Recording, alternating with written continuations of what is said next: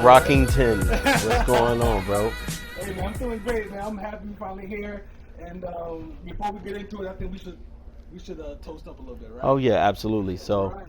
grab your copita. Yeah, we'll talk a little bit more about Yeah. what this is a little bit later, but we gotta get the juices flowing.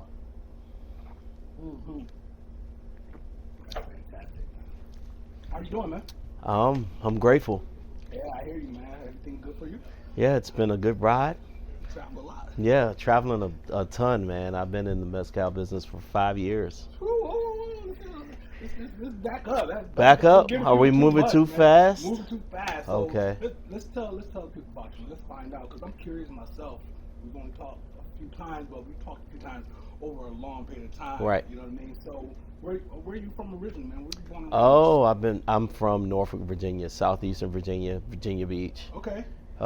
That area. But Norfolk is home. Yeah. A lot of folks don't know. So in order to relate what that actual locale is, I got to say Virginia Beach. Indeed. And people know what I'm talking about. What brought you to DC?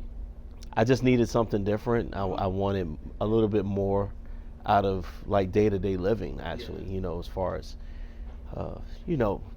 the lifestyle. Yeah. I needed a different lifestyle. Yeah, it's a little faster, but not as fast as like going up to New York City. New York, yeah. New York is hectic. Faster than, Norfolk area. Yeah, New York for me, I spent a lot of time in New York, and it's like letting a dog off the porch. Don't know how to come home. It gets crazy. It never shuts down, so it's like it's really hard to. Sometimes you just gotta give yourself an end time. Indeed. Yeah. But DC holds its own, man. I mean, the city is thriving. You know what I'm saying? The industry is great out here. Yeah, DC. I moved here in '09, and it is even then it was burgeoning, but now it's an incredible place to be as far as what the expectations are. If you open a restaurant or bar, is that you have certain offerings, and for it to be for the course, it really just does everyone well. It does the industry well, does the general consumer well. I'm definitely very happy about what's happened here. I'm happy to be here. I'm happy to be a representative of Washington, D.C. We're going to get into it, but yeah, you said some good things right there. So back to you, your family, like you have siblings? I have one sibling. She lives out in Silver Spring. Oh, okay. Okay, yeah. So from the dope area out here. So Right. She had moved up here before you did? No, we all are from down there. She just ended up here through marriage. Word, okay. And so were you already into like bartending and stuff like that? So actually, I got into bartending in '09 out of necessity. I moved here. It was a recession. Yeah. So like hustle was necessary. Yeah. 07 hit hard. Yeah, '07 hit hard. '09 we were still reeling. Yeah. Even though DC was one of the better areas to be in during that period, Okay. the pinch was still being felt. So I ended up behind a bar. I actually started serving, ended up behind the bar, and I had found my place actually. Yeah. So where'd you start off at?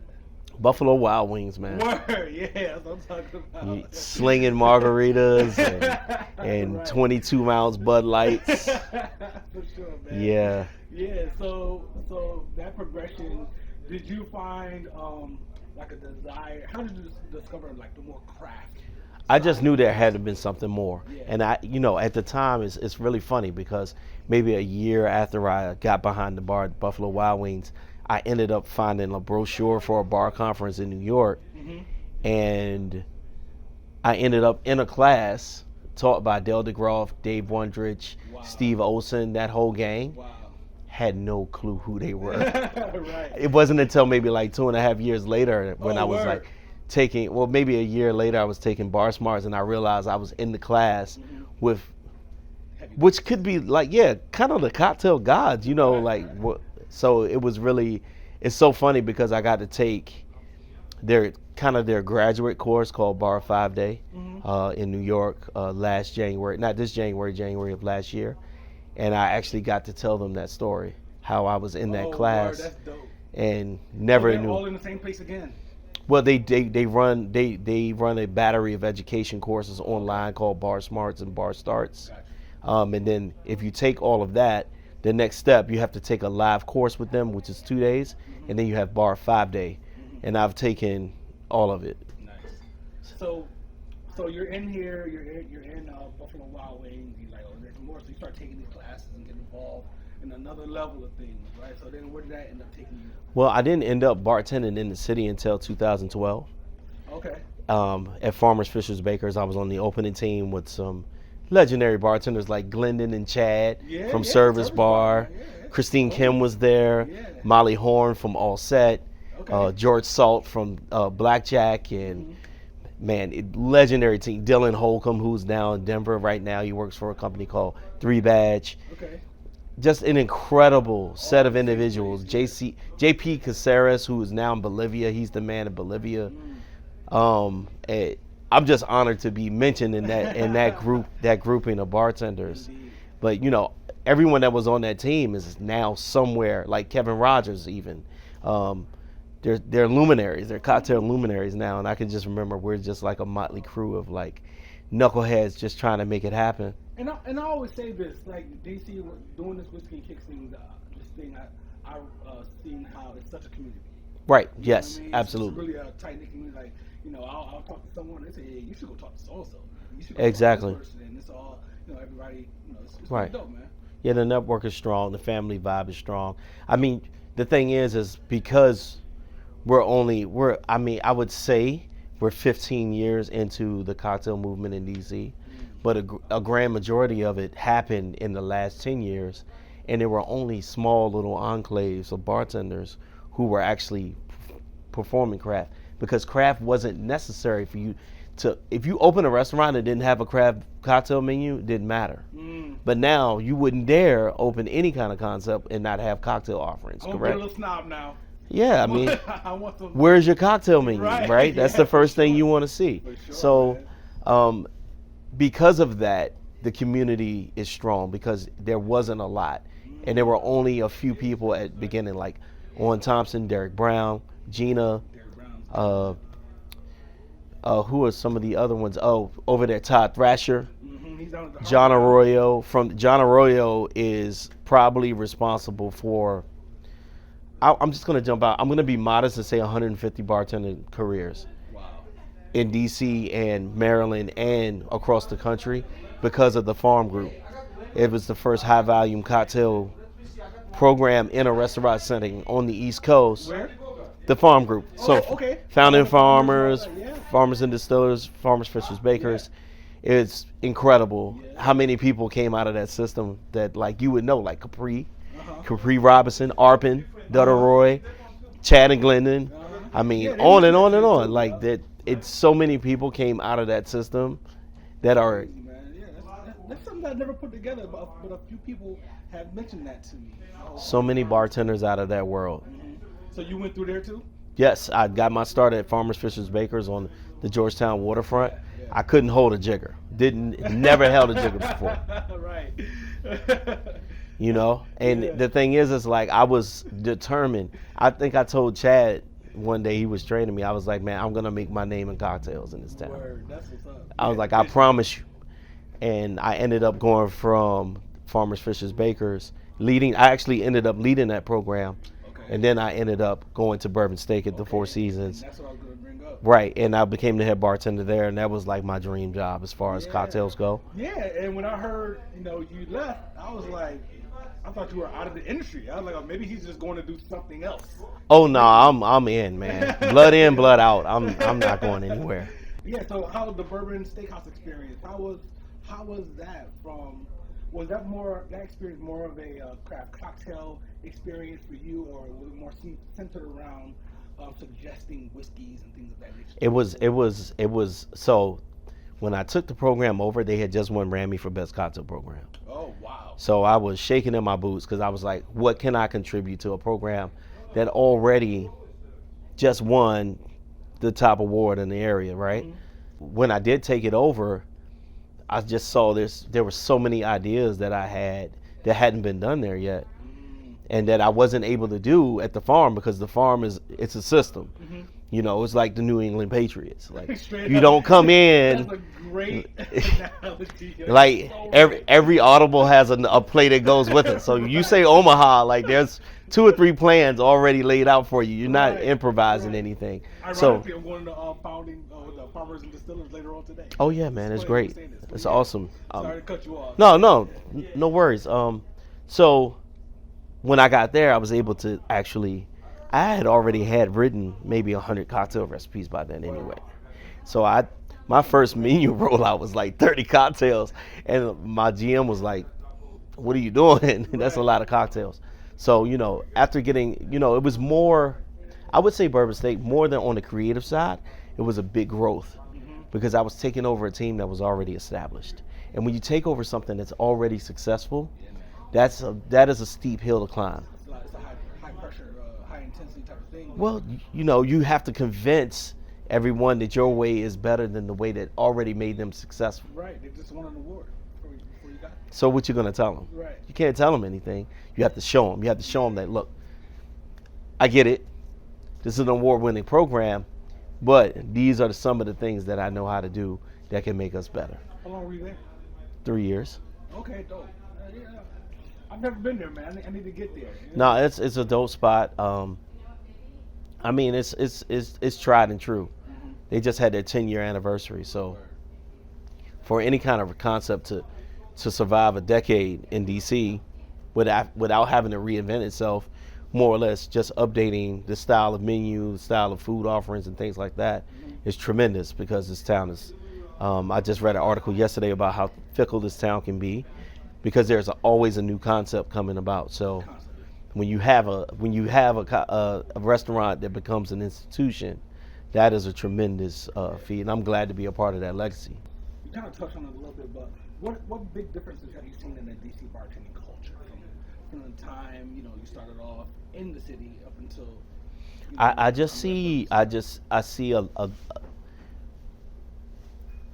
see a lot more of a professional edge. There's been different transitions. One is the time and attention to education. The other thing is, and what I enjoy the most about the community now, is that we're not these rock stars that's standing on top of a bar at 2:30 in the morning drinking straight out of a bottle. Right? Which is kind of like the perception of what a star tender or bartenders or what we do in the service industry. No, we go to yoga at 7 o'clock in the morning. We ride our bikes to work. Skateboards. Right. We eat salads. Right. We enjoy the foods. The thing is like we're not eating Taco Bell anymore. But a trip to one of your favorite restaurants is well-sourced food, it's well-made, but it may not necessarily be great for you. Right. So we're a lot more conscious about what we're putting in our bodies these days. The time and attention to like ingredients that go into cocktails, we're making sure that we're using, like, I know folks that don't use refined sugar. I know people that style cocktails that's kind of like retox while you detox with. You can get turmeric, raw ginger, all these different ingredients in a cocktail. So you're still cocktailing, you're still making great drinks, but they're a little better for you. For sure. So it's a big difference too. Even the quality of the cocktail itself, it makes a difference. Yeah. People don't realize that, but it does make a difference. Yeah, I think that I just like also we're very socially aware as bartenders, and there have been a number of different initiatives that I've been a part of and I've seen happen, whereas like Planned Parenthood, if a bartender gets hurt, they don't have insurance. People put together a pop-up. I've seen the untimely demise of some people's family members where people raise money to have proper burial, things of that nature. So I think it's family, it's socially conscious, socially responsible. We also are, I think, the litmus paper by which a lot of things happen in other industries, as far as if you look at the initiative behind promoting women and the efforts that women make in different industries, especially in bartending, it's a requirement. It's required reading for you to know and understand, like you have to have women on your team. you need to very much like the standard of communication and behavior when it comes to dealing with your women co-workers, managers, whatever. Like there's a standard being put in place, and I really feel like hospitality is on the cutting edge of that because we are a family. We require each other to be accountable for our actions. Yeah, y'all kill it. Y'all kill it when in regards to that whole process. When it comes to women being in the industry, the DC community is like no other that I've seen. In regards to that. Well, I mean, I think it's more of a, I love DC. I'm gonna tip my hat for DC always, but I mean, our people in our other markets around the nation, like New York, LA. I mean, you see that push happening, but I really feel like because we are in an industry that is passion based, that we relate to the humanity of those kinds of causes, where we are pushing for change, and we're starting with ourselves. I think that's probably one of the things that I really love about what we have. And one of the times I saw that whole process in action that you're talking about was it Initiative 77? Oh, no, yes. 77. I mean, y'all formed up. Oh man, the thing is, my biggest gripe with that, I mean, at its core, I believe that some of it was coming from a good place. But the thing is like I can't put a Band-Aid on you unless you give me consent. Right. If you're cut and you're bleeding, I can't give you first aid until you give me consent. Right. Because it might just be a scratch to you, and you don't like Band-Aids. You could be allergic to Band-Aids, right? You could have a bad childhood memory about Band-Aids. What do I know, right? Here I come, riding on my white horse, trying to give you a Band-Aid, and you didn't even ask for it. And that was the biggest problem about it, because it was an outside entity trying to create and implement a remedy for people that didn't want it. Not asking for it. I think that was the biggest thing. Yeah. Y'all rolled hard against that thing, and I jumped on board as much as possible. I'm hoping it's gone. I hope so. So then, okay, so your bartending thing, you move into being a brand ambassador, right? Or were you already a brand ambassador while you're bartending? And then you Yes. kind of made a decision to... I joined the team at Silencio in 2014 while I was leading the program at Farmers Fishers Bakers, so I did double duty. And at the time, I was just a brand ambassador. And that means, marketing, education, doing things like staff trainings, consumer events, things like that, being the face of the brand. Also, reaching out to local bartenders and bar managers to use the product in their programs, things of that nature. And that kind of evolved on its own into me becoming a brand manager, which is more on the side of like inventory control, So that's developing relationships. Yes, it gets more. Now I'm a true manager in that I have people who are representatives under me who are required to do the things that I used to do. And then they do share some of my responsibilities in monitoring inventory in different markets, things like that. But I'm super grateful because I still love bartending, but I wasn't really seeing where my legacy was going to go in that channel.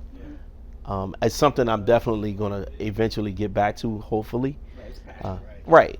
But the thing is I needed something that was going to be more so with some longevity for my sons, so they could see like, okay, that you can still develop yourself within a community, an industry. That's one of the big things that I love about doing this, man, is that a lot of people just think bartending is just missing a drink. So you start there, right? So now they're learning, okay, now this craft thing, and they're learning where all these people are starting to do different things, and the brand ambassador stuff. And now I'm learning about the brand manager level. Like I didn't know about that until just now. So there's levels, man. It's like you can make a career out of this thing. There's so much to get a bottle of that liquid into the market, right? You have people that have to make it. You have people that need to package it. You have people that have to market that package. You have people that need to move that package to different locations as far as like supply chain. You have to get it into the markets. Then you have to have people to go. You have to have a distribution wherein there's a company that actually moves that around, because a lot of folks when they start they self-distribute, right? Right. They're just Which carrying is boxes around, right? yes, like they got to sell it and move it. Yeah. Trust me, you don't want to move it. Right. That's not something you want to do if you can help it. Right. Distribution is a big tool, but distribution is just that. It's distribution. It's up to you to create the awareness around the product so that it can move out into the market, into the consumer's hands, into the bar and restaurants, have them on the bar using it. Right. That is the responsibility of the company that is actually creating it. Right. So no, it's a lot, and there's so many different. Like my job is brand manager, which means I manage reps, I manage the inventory for my market, but I have a director of operations who's responsible for like importing, getting it, getting it to different large distribution points. Yeah. I have a VP of marketing who handles all the messaging and communication. I have a one of the co-owners. He's in charge of just the imaging and everything that goes into what Silencio looks like. Thank you. I have my other co-owner. He's in charge of moving the brand forward as far as like fiscally, creating ways for like investments to happen and things like that. All of them, they can have their jobs. I like my job. I don't try to do anyone else's job. Not to say I have a job description that I don't get outside of. If there's something that needs to be done and I know how to do it and I can do it, I'll do it. And you being who you are, being a go-getter, right. Someone's gonna see potential in you for something bigger than what you're doing, and it's gonna be there. It's gonna be in front of you eventually. As for today, I'm good with what I'm doing. I want to learn. I want to master what I'm doing so that I can teach it to someone else. Sure. Train your replacement, right? Right. And then maybe move into something else with the brand. All that just so Brocky can get some of the stuff in his hands to sip on. Right, and I can wear dope sneakers. And you can wear those sneakers. I can wear sneakers to work. That's the thing. I can walk into any account, just about any account. There are a few accounts where I probably need to have on, like some church shoes, You just gave me a good. I mean, that's good though. From now on, I mean, it's Easter Sunday. It's Easter weekend. Like from now on, people ask me, "What's your dream job?" A job where I can wear sneakers. Right. That's the job I want. I mean, for me though, like if I was running some kind of corporate entity, right, outside of maybe something in like finance or something like that, I would want my people to come to work comfortable. Unless we have like a client coming in that we need to like spiff up for or whatever. The more comfortable you are, I feel like the more productive you're gonna be. All right, don't get fired, man. No, so we're gonna get into this tasting in a couple minutes, man. Is that cool? Yeah, absolutely. Getting liquid to lips, man. That is the number one thing.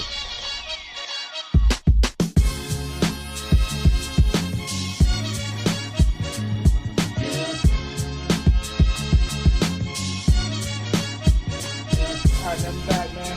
Get this thing popping. So, like I said in the first segment, we're here at Back 13. It's a liquor store in Washington, D.C. Talk to me about it, man. Here on 14th Street, very conveniently located between S&R. It's been here for quite a while. This was one of the first retail accounts I was able to get a placement for Silencio in. Oh, okay. Because we've been doing business so long, it's become like a family connection here. Yeah. George is the proprietor here, and he's beloved throughout the industry. Good throughout. Dude, man. Yeah, he's great. He's a great guy. I often come here just to drink tea with him. Yeah. Talk about life and maybe sample through some of the open bottles we have. For sure. There's a whole library of open bottles here you can taste through. We have to take a look at that. Oh yeah, we'll do some perusing. Some perusing. Huh? Yeah, then we'll they do that. A hell of a mezcal collection. I honestly believe this is the biggest offering of mezcal in the city as far as retail goes. Right. Like there's probably some bigger collections as far as behind a bar, but I really honestly believe And I could be wrong, but I really honestly believe this is the largest collection in the city. It's crazy, man. It's a whole wall here, man. It's beautiful. I just got introduced to mezcal. Yours. This is literally the only mezcal I've ever had. Oh, just one of them. I can't remember which one. It's a good place to start. Yeah, in my opinion. Great place to start. So let's talk about it, man. Mezcal itself. How'd you get into it? It was happenstantial. I mean, long story short, I met the national brand ambassador. 2 months later, I ran into the whole ownership, like the whole like masthead of the company. 2 months after that, I had the job. So. 2014, you said. 2014, September 2014, I officially started working for Silencio. And if you just look at the growth, we've grown to the point where Constellation just took made a minority investment into the company, which is huge for us because we just been, just digging it out, man. We just been thugging it out as one of the small guys, and we've been fortunate in that we've had the right opportunities and the right people on the ground to grow the brand. So thankful for that. I've noticed that you do quite a bit of traveling. Yes. From this job. So, mezcal, the popularity in the United States. What have you noticed? It's grown over the last 3 to 4 years, 40%, Wow. year over year. So I mean that's like the national average. Like mezcal's a thing. It's the oldest new thing that we have. It predates tequila. Right. It's like 1,000-year-old spirit, and we just started getting back to it because during the 50s and 60s, 70s, like the mezcal that we were getting here was industrial mezcal, which is like on the higher end of alcohol. It's a little less refined. Okay, but I was thinking harsh, right? A little harsh. I mean, if you want to say that, yes, absolutely. I was being poetic about it. So, the thing is, for older people who had mezcal during the 70s, 80s, or whenever, or when they took that college trip to Mexico or whatever, like they had bad experiences. But like mezcal's a very indigenous spirit. It belongs to the people. It comes from the people. I liken it, or I parallel it to how corn whiskey is in the South, or in America, period, throughout the Midwest, South. Each family has their own method of creating that corn whiskey, right? Right. They all have their own rituals and things like that. It's the same thing with mezcal. That's why you have Del Maguey with the single villages, because each village has their own way, their own agaves they like to choose, their own methods of production, crushing, roasting, all those different things. And then if you take it all the way back to just the agave itself, it's very terroir driven. So wherever it comes from, it's going to taste different. The agave from here is going to taste different from this agave here because of the environmental factors. Yeah, for sure. So if you want to look at mezcal, like it's much like wine, where you have all these different varietals, all these different terroir, climate systems that the agave, and then you have the families and the traditions that lend themselves to different. It's just different. It's beautiful. So mezcal itself, it has to come out of Mexico.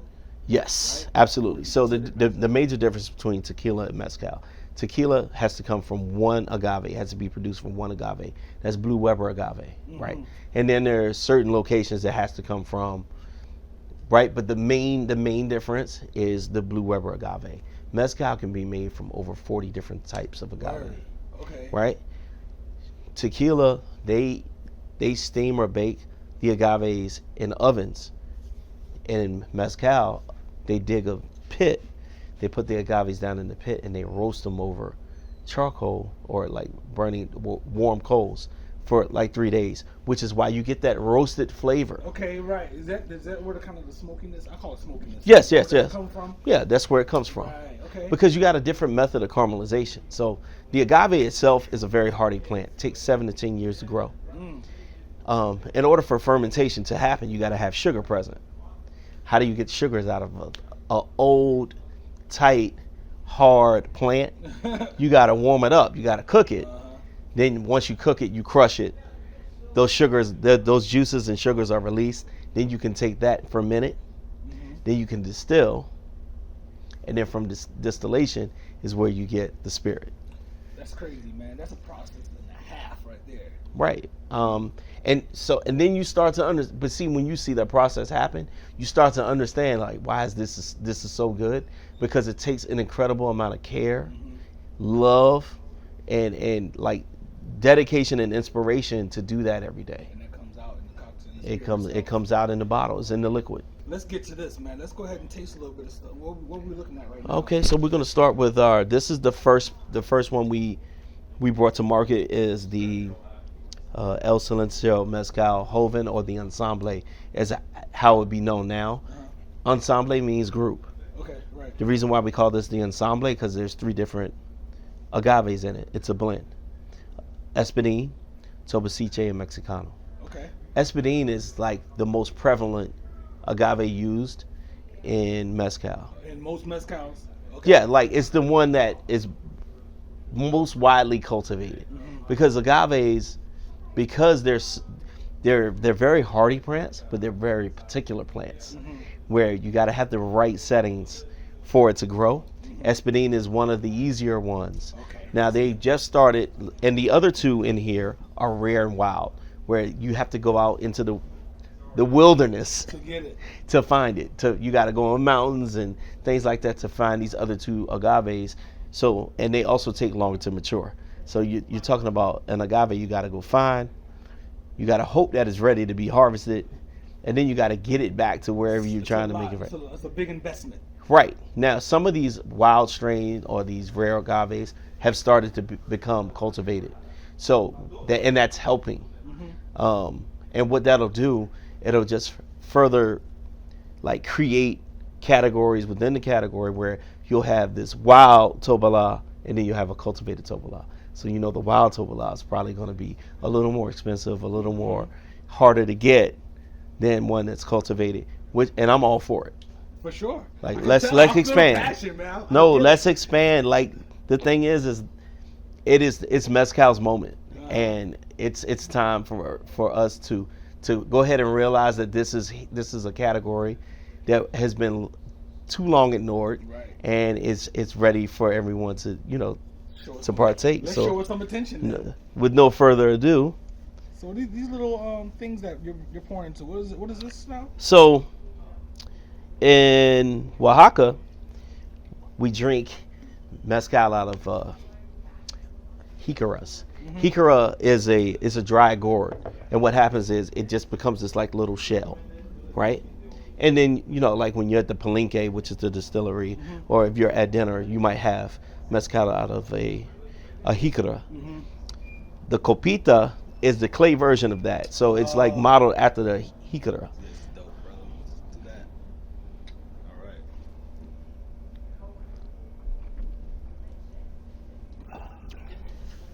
So in that one, you probably get some. For me, I get lemon peel, white pepper. I get some like jasmine flowers, some residual honey, and then you get that really elegant statement of smoke on the back end. Yeah. Usually, I think a lot of people attribute clear spirit to mixing or shooting. You know what I'm saying? Right. And especially when it comes to like tequila, but if you want to start getting to the whole mezcal thing, you can just sit and sip this thing. This thing So is nice. and you'd be hard pressed to get a cocktail in Oaxaca. Straight up.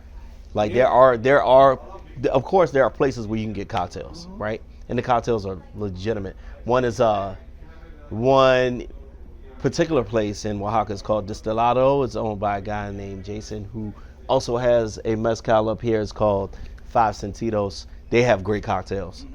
I mean, but the thing is like if you drink cocktails all the time in America, like when you go down there and you see all these mezcals that you probably won't see again or hard to get to, you just want to drink the mezcal. Me. Right. I had a cocktail my last trip, but the rest of it was just like neat pours of mezcal. Yeah, and the thing about it is that it feels like unlike gin or bourbon, it feels like food almost. Like the taste is so hearty. Well, the thing is, you're gonna get a cooked vegetable taste in there. Right. Because what is agave but a plant? Trust me. Yeah. So.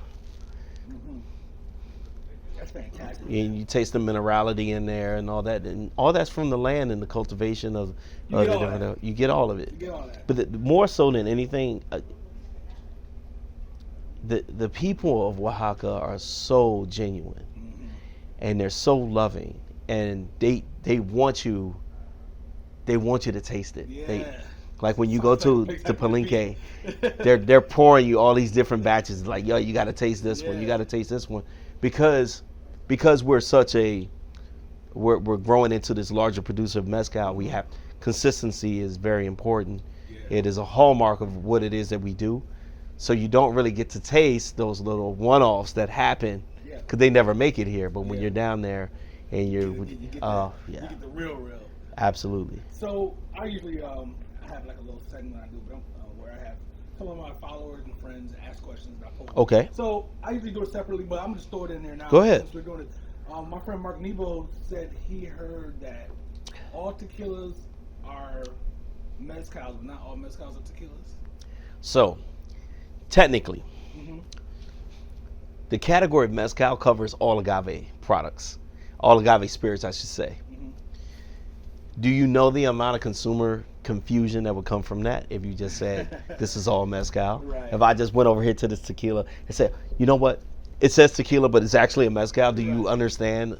So technically, but it's just not worth it. He's correct. All tequila is mezcal, but not all mezcal is tequila. So it's a subset of a larger set, because we know that, for one, mezcal can be made from all these different agaves, and tequila can only be made from one, right? Okay, right. And then you have the production methods that make it different as well, and then the regional standards that have to be in place. So he's correct.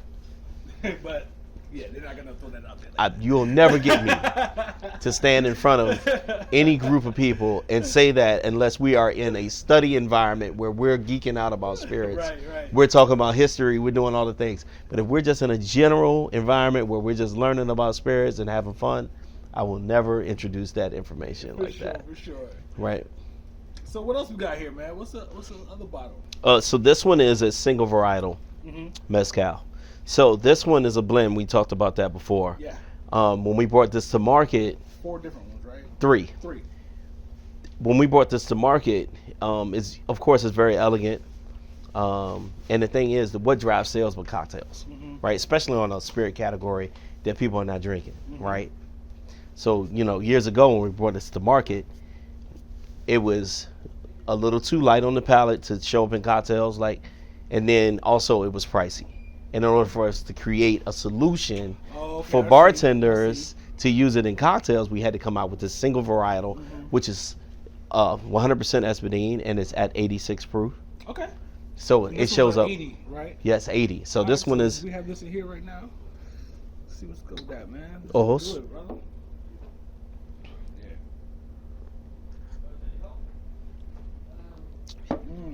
So for me, this one is just a more assertive statement of the first, right? It's different though. So it's like it's got a bigger vegetal taste. You get some more of that chocolate. Dude, I am on board. This is good. Yeah. Yeah, this stuff is good, man. I mean, I'll be honest. The job has been kind of easy because it's that good. Yeah, man, this stuff is. It helps when the product is good. Yeah. So, is there in the mezcal industry and also specific with you guys, is there a process where you guys finish your in different types of barrels or anything like that? So we don't do any aging. There are some very fantastic mezcals that have been aged in all kinds of barrels. Okay. I had like a secret batch that has seen French oak, which was incredible. But the thing is, there are different philosophies about that. For us, I mean, we just do what we do, right? So because I'm not going to sit here and tell you I'm not going to drink an aged mezcal, because if you tell me you got an aged mezcal and I'm interested, I'm going to try it. You got that right. Right, and I'm not going to. Listen. I'm not Mexican. I didn't grow up in Mexico, so I'm not going to assert myself and say, well, you can't age mezcal. Well, like, I'm new to this game. This, Right. Mezcal been around for 1,000 years. Like, Right. I've been in it for 5. So, like, I'm not going to assert myself, and I'm not going to sit back and tell anybody. Up, right? No, because that's what makes everything so beautiful about our world is that when it comes to cocktails, like, there's how many different stories on as to who made the first old-fashioned last words, or how did the word cocktail come about. Yep. Like, there's so many different versions Yep. because everybody was drinking when they was trying to write the history. So it doesn't. Just So sit back and sip on something, man. look, Relax. man, listen. I know what we do. I take a lot of pride. I'm very proud of like how we've come about. Mm-hmm. But that is not to say someone else and what they're doing is wrong. It's wrong. Yeah, I like I am not going to get into that. That's a not great approach. right. Do you ever see anything? You guys are not doing. These are your only 2 products. The right? only 2. All right, and that's not a bad thing at all. Right. Trust me. The mezcal industry, is there any overproofing or like higher proof type stuff? No, you can get it all still strength. Oh, really? And that's I've had the best mezcal I will, you can't buy it. We were in a field. We had just taken a hike across a mountain. We got down into a field, ironically, where our new Palenque was being built, but we didn't know that our Palenque was being built there. Okay. Our CEO took us on this hike because he's this extreme guy, dude. Okay. Like bungee jumping. We did a 13-mile Spartan race last fall, and he's always got something for us to do, right? Yeah. So we took this hike. We ended up in the field. The man who owned the field walked up while we were having a picnic, and on his hip, he had this glass jug of Tepastace. So Tepastace is an agave strain that takes 20 years to mature. Holy.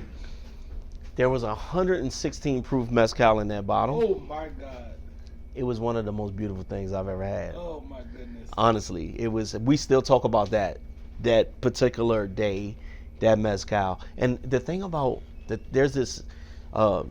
So where mezcal is from, and a lot of the history is steeped in Mayan, and a lot of the folks that work with us in producing mezcal are their descendants, direct descendants of the Zapotec. So they speak a dialect called Zapotec, right? And there's a saying called dichbe, right? Dichbe just is more or less encapsulates a moment, saying like this moment will never happen again. Okay, right. Right? That's true. And I will never forget having that mezcal after that long hike that I didn't know I was going on. I didn't know what I had signed up for. Right. He told us we were going on a hike. He didn't tell us we were climbing a mountain. Like, I remember all of that, and I just remember all the struggle that it happened. Yeah, the setup. Stay in the trick bag. He keeps us in the trick bag, man. I went bungee jumping in January, and I didn't know I was going bungee jumping until I got there. And I said, look, man, I'm breaking every Didn't even know. I'm breaking every black man rule there is in the book. Jumping off this bridge. This bridge is perfectly good. There's no reason to jump off of it. I did it though. Like, it was great. Man. But You get some life experiences, man. right. But the thing is, that's the thing about mezcal. It's about sharing the spirit and sharing the moment with people, and it being special. Yeah. You know. Yeah. That's dope, man. So like mezcal is about just the moment. It's about sharing that spirit in a moment with people you might have just met, or people that you've known for years, people that you work with, or complete strangers. It just kind of, to me, it just, because of where it comes from, how indigenous it is, the love and passion that goes into it, there's a natural energy that's produced when you share it with people. And it comes out in the spirit itself. Yeah. And the funny thing is that I'm sitting here thinking that I can have these in the winter or the summer. Like, you know what I mean? I can sip it neat in the summertime, in the wintertime, and I can maybe put a little bit of a block of ice in the, Us at Silencio, we would prefer that you use it all season. There you go. I like that, yo. But it's whiskey and kicks, man. We're gonna talk some sneakers, right? Oh, we are? We're gonna talk some sneakers. Ah, my second or third love. They're all like, you know what? I don't have to pick. Folks always ask me which one do I like the best. I'm like, I like both for what they are. Yeah. It's like having children. Yeah. You know, for sure. you love this one because he go to bed early.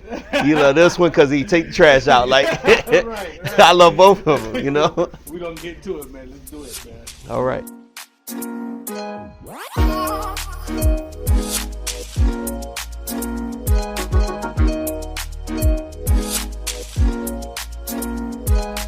What we got, brother? Let's do it. Sneaker time, man. Sneaker time? Let's talk about these sneakers, man. That's what Oh, man. I'm saying. I love sneakers, bro. Well, look. First, let's talk about these satin joints you got on your feet. We can't let that Oh, get past without at least. I mean, I saw these and I was just like, I need to. So, like, our company color way is like black and gray, black, white, gray. And Okay. most times when you see us out doing brand work, we have like black, gray, or white on. Like, we're pretty much in that color scheme. So, Yeah. a lot of my shoes are in that colorway. Yeah. So I felt like these were a good look, and then they're also, they're fives and they satin, Yeah. Satin. like I was going to the prom or something, Yeah. you know. But they're cool though, you know. I like them. They you can wear them during the day or at night. You know, I stick the tongue in at night. Yeah, you can put on some nice tuxedo pants in the drink. Yeah, pretty much. You know what I'm saying? You wanna hold on for a second? Yeah, hold on. Hey George, what we looking for? What would you like, sir? He got you? Okay, great, perfect. So what we got here, man? What's in the box? What's in this first box I'm looking at here? This first box, these are Yup. Vasias. So there's a store up in Manhattan that a lot of people know, Lower East Side. It's called Kith. Yeah. You know, kid. Kith is pretty dope, and I picked these up in Kith maybe about a month ago. Son, I swear to God, I've been wanting some of these for so long, but I haven't pulled the trigger on them yet. So if I can give you a review on them, so like, for me, they're not the most comfortable sneaker. I was worried about it. I would really want them to be a little bit more comfortable, but they're pretty dope as far as like giving a different look on your white sneaker look. The You look know, is clean. it's clean. It's casual. It's for your pastels, like your chinos and things like Yeah. that. Your day party look. Yo, It's like a day party shoe. It's yeah, for sure. Right. It's crazy that you say that because I think that is what has held me off. Because you don't see them out. You know, I've only seen them online. They're cool though. I like the way they look, and I like the fact that if I wear them, I'm not going to see a bunch of people with them on. Nope. Right. So I mean, Tough. do they feel like dress shoes? No. Are they as comfortable as like Prestos or something like that, or like those joints you got on? Right. Those look amazing. They look like they feel like bedroom slippers or something. Not here for me. You're not here for me. Come on. Oh, I mean, I'm just saying. I gotta give you some props. You know, sprinkle some props on there. I got you. I see a little gum sole on it. Okay. I love gum. I'm a sucker for gum soles. But yeah, these Vasias, they're like a French brand that came about probably about 3 or 4 years ago. And ironically enough, the PR firm that Silencio used to use were representing them at one time. How That was about the first time I saw them. Italian brand? Believe? I'm not sure. Italian or French. Yeah. We'll say European. How about that? Yeah, right. They're gonna get the job done from an aesthetic standpoint and whatnot. You Right. might have a little bit of discomfort, maybe. They just don't like. I mean, you take off a pair of Prestos, you take off a pair of Air Max or like some Brooks running shoes or something, and you put these on, you're like, You can tell. there's definitely a It's drop not, off. It's not killing you though. Oh no, Yeah. they're not rubbed. Like I'm not gonna get a corn from wearing I them. love these things, man. I love Yeah, the I mean- clean silhouette of this sneaker. And I've been looking at them for maybe 2 years now, and I haven't pulled the trigger. But I'm No, like, they ready made for some seersucker, some linen pants, Yeah. like some white cargo pants, or whatever, like yo, whatever you killing want it. to do. I got a Kentucky Derby themed party that I'm throwing in June. Hey That yo, might be a look. salmon is the look, man. There you go. I keep a pair of salmon pants. Yeah. Like you not doing summer right if you don't have at least one pair of salmon pants, bro. Indeed. I agree with that. Now What these else you got? these next ones are some Pumas. I happened upon these. These are modeled after Hot Wheel cars. So they came out with a whole line of like these toy inspired ones, like they had Transformer ones or whatever. These were the only ones I could actually get. Is this Nubuck on the front? I believe it's something like that. Nubuck or something. You got 3M in there. Yo, these things is crazy. And they're modeled after the Hot Wheels Hot Camaro Wheels, man. Camaro car. Word. Oh, so they model them after a specific Hot Wheels car that they put out? Wow. Yeah. And you know what? The reason why these are my favorite that I'm showing you today, because my 4-year-old son think that I'm the coolest person in the world with some Hot Wheels shoes on. So, because he loves Hot Wheels, so. No, they clean, man. Puma has made a move in the past few years or so. They are completely legit. They're killing it right now. I just hope they bring this line back a little bit, because like it was really hard to get anything out of, like they had an Optimus Prime shoe, they have a Bumblebee shoe, a Starscream shoe, they had a couple Hot Wheels versions, and these are the only ones I could get. Oh, word. So you're trying to get the other drinks too? Yeah, so I have another pair of RXX, but they're just like these pastel blue ones that don't, they tough, but they not as fly as these joints here. What kind of sneakers you got, man? Right now, I think I've got it down to like 30. I had probably like 60. Yeah, you like me then. I keep mine down. I had to back it up, man. When I don't wear them, I donate them. I get rid of them. You know what I mean? My rule is like, if I haven't had them on in 6 months, I got to get rid of them. They gotta go. I can dig it. But there's always this one pair. Like I found these, the royal blue Charles Barkley's. Yeah. Oh, they're not sweet, are they? No. They're like this. The royal blue Charles Barkley. They were, the black ones were suede. Okay. But the royal blue ones were like almost like foam posits. I was digging and I found them again. It's always great to find these those little gems that you forgot you had. Like so there's a few pairs that I won't let go. Yeah, I got some Easter egg patent leather shell-toe Adidas. Okay. I did the Souls for the District thing last August, where we donated a bunch of sneakers and stuff. And I had them in a pile at first, now I'm back. And that's okay. Yeah. I mean, okay. I dumped probably at least 20 pair. Yeah. Not even a whole 2 months ago. So yeah. I'm okay with what I have. I'm okay with holding on to what I got. Yeah, these got some nice details to them, man, and they're very comfy. Super comfy. Yeah, they look super comfy. And you know, Puma's using Adidas technology in some of their sneakers too. Yeah, it's dope. They just cover it up. They feel good. Yeah, they feel real good. All right, man. Yeah, I rock with that, baby. What else you got? What's the last? So pair? I mean, these are not like super special, but like these are like these are the Jordan infrareds, and the reason why I brought these is because there's a story that goes along with these. I want to hear it. So I these. have to show y'all these joints. Yeah, everybody knows these. These classic. You might not have them because they're hard to get, but I was in Chicago the day that these came out, and I was going to see a friend who runs a Kiehl's store because I gotta keep my skincare, intact. I gotta make sure, like the thing is, this is what I say. This is one of my sayings. If you want to sell luxury, you gotta look luxury. Yeah, that damn right. Exactly. So these kicks here, I was going to see my friend at Kiehl's, and across the street from his store was a sneaker boutique. And I'm not gonna walk past the sneaker boutique. So I come out of Kiehl's, go back across the street to go into the store, and I saw one of these shoes on the counter. I was like, it's like 1 o'clock in the afternoon, right? So when these shoes go on sale, they're gone in like an hour, right? This is like 1 or 2 o'clock in the afternoon. I was like, do you have these? He was like, yeah.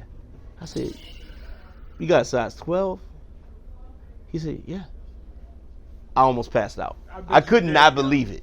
Put them in the bag. Because I stopped wearing Jordans because I could never get them. Word. Couldn't get your size and stuff.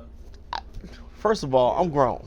I'm not standing in nobody's line at 6 o'clock in the morning for no sneak. I'm sorry. You're not gonna be in the tent overnight? Listen, I love all my sneakerheads, all my hype beasts out there. Love y'all. Keep the culture moving forward. But that's why I have my job and you have your job. My job is to move Mezcal. Your job is to keep the hype going. And I can't be outside in a tent or on a lawn chair for hours on end.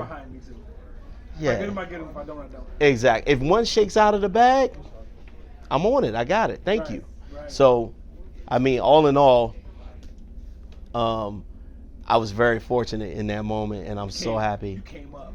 Yeah, and these out of all the shoes I have in my collection, these are probably the most comfortable I've had. So, I mean, but I can't wear them. I've only worn these like 3 times. Yeah, they look pretty crisp right now. Man, it takes so much not to put them on.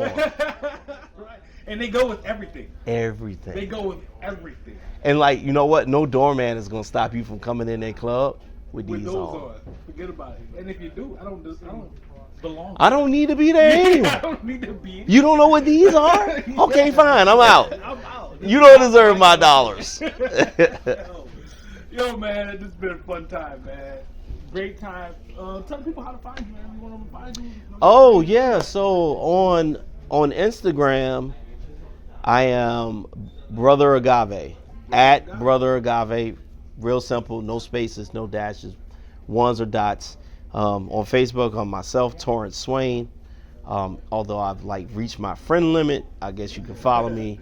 I mean, I'm just a hardworking dude. I don't feel like I'm like this person that, you know. But if you want to, there's a little mystique behind your name, bro. well, I mean, if you want to see the moves, if you want to see how this magic is happening, how this black magic is happening, that's our campaign this year. Then absolutely follow me on Instagram.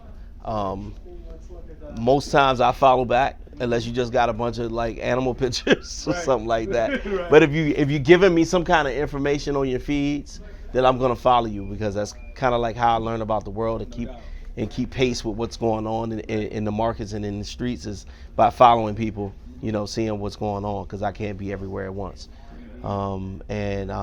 Yeah, like if you have any questions, Y'all out here too? yeah. If you want to follow the brand, it's at Mezcal El Silencio on Instagram. We have an absolutely beautiful Instagram account, and I kind of modeled my personal one after it a little bit. It has the same aesthetic, but definitely not the same imagery. It's just the same like blacks and grays and things like that to keep it uniform with the brand. And yeah, like we are available all throughout the country now. Thank God. Yeah, it's great. It's great. It's great juice. We love getting this liquid out to everyone. So like, by all means, man. Thank you for having me. Man, I appreciate it, man. We've been trying to do this thing for a while, and we finally connected. I mean, I like your vision, man. I like what you're doing. You know. I appreciate it, brother. I appreciate it. Yeah. And, I learned a lot. I hope you guys learned a lot out here after watching this episode. This mezcal thing is real, and this cocktail industry is booming in DC. So until next time, man, it's Brocky with Steam Cakes. Brother Agave. Brockington. Yeah, that's it, man. That guy Brocky. There goes that man. There goes that man. Hey, we're trying to do it out here, man. How you doing it, bro? IG on Instagram. Follow me, man. And,